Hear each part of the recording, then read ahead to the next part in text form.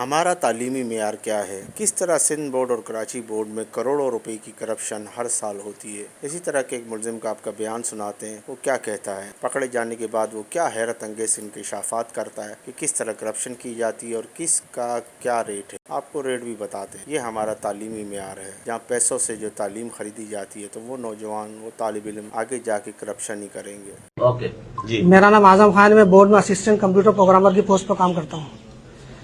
Grade बढ़ाने के हवाले से जो बातचीत चली बिल्कुल सही है। मीर पुखार बोर्ड में ग्रेड बढ़ाए जाते थे, A1 ग्रेड दिया जाता था, फेल को पास किया जाता था और जो जाली सर्टिफिकेट मतलब डायरेक्ट सर्टिफिकेट दिया जाता था बोर्ड में जो बच्चों को दिए जाते थे। ये ग्रेड बढ़ाने के ये 50,000 से 1 लाख तक लेते थे, फेल को पास कराने के 50,000 रुपये लेते थे और जो डायरेक्ट सर्टिफिकेट जो मैट्रिक और इंटर के डायरेक्ट सर्टिफिकेट बनाने के देते थे वो 4 से 5 लाख रुपए लेते थे। इस काम का जो मेन था वो अनवर अलीम खानजादा था, जो इस काम का मेन किरदार था। उसके साथ उसकी पूरी टीम थी। Shahid Latif superintendent SSC secret branch. उसके अभी नाम नहीं, बस पोजीशन लेने के कितने पैसे लेते? क्या रेट थे पोजीशन के? ये खुद और कौन थे नाम? कंट्रोलर के अलावा और कौन थे? उसकी पूरी टीम लेने के कितने पैसे लेते? पोजीशन के ये कंट्रोलर को पता था। पोजीशन के उसके पास सारा हिसाब होता था, वो क्या लेता था A1 के ये वो होता था। वो उनका पूरा पैकेज एक होता था, वो खुद डिसाइड करता था कितने पैसे लेना कितने। टीम में टोटल कितने बंदे थे आप? टीम में हमारा टोटल मतलब सीक्रेट ब्रांच का सुप्रिटेंडेंट था, मैं था।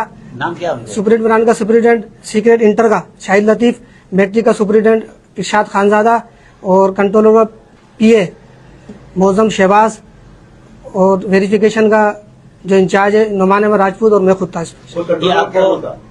खुद कंट्रोलर का मेन रोल था इसमें वो क्या कि मतलब तमाम चीजों का वही हेड था। जो भी चीज होती थी उसके पास से जाती थी, वो उसको करवाता था। जो भी लिस्टें होती थी, जो भी नंबर्स देना होते थे, उसके बाद लिस्ट होती थी सारी। ये पैसे आप किसको देते थे? जो आप लेते थे या बाहर से आपको एजेंट आके लागे? वो पैसों का जो भी हिसाब होता वो कंट्रोलर खुद करता था। उसके पास से आते थे, वो कितना आते थे वो उसका मुझे नहीं है, लेकिन उसमें तो कुछ शेयर हमें भी देता था। लेकिन वो कितना आते थे ये नहीं आपको पता। कितना शेयर मिलता था? हमें थोड़े देता था पैसे।